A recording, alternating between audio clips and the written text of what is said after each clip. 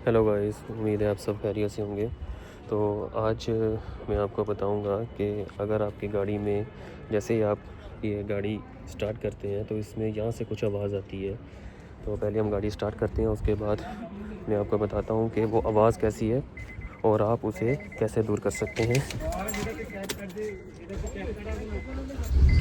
ये वाली जो आवाज़ अभी आप सुनाई दे रही होगी आपको, ये जो आवाज़ है तो ये बेल्ट की भी हो सकती है। ये बेल्ट की भी हो सकती है और ये आपका जो पुर्जा नीचे घूमता है उसकी भी हो सकती है। तो आइए कोशिश करते हैं इसको दूर करने की। तो उसके लिए सबसे पहले हम अपनी गाड़ी को करते हैं बंद,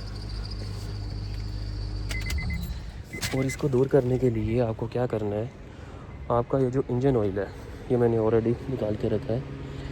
इंजन ऑयल ये आपने लेना है और इस जगह पे, ये जहाँ पे आपकी बेल्ट है, ये बेल्ट के ऊपर इसको आपने इसके अंदर डाल देना है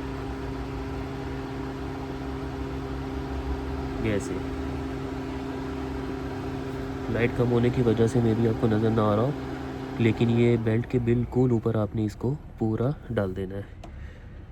बेल्ट के ऊपर भी आप इसको डाल सकते हैं ऐसे।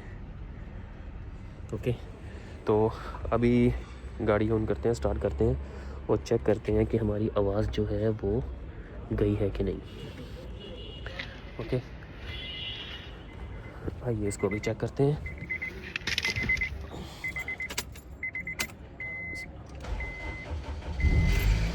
ये देखिए, अभी बिल्कुल आवाज़ नहीं है, ज़रा से भी आवाज़ नहीं है, सिर्फ इंजन का साउंड है और वो जो आवाज़ आ रही थी वो नहीं रही। वो आई थिंक बेल्ट की हो सकती है या जो पुर्जे के ऊपर हो सकती है। सम टाइम ऐसा होता है, गाड़ी आप ज़्यादा देर खड़ी करते हैं तो उसकी वजह से भी वो आवाज़ आ जाती है। तो मकैनिक के पास आप लेके जाएंगे, मकैनिक आपको बोलेगा कि इसका ये पुर्जा वगैरह ख़राब है, ऐसे चेंज करना पड़ेगा।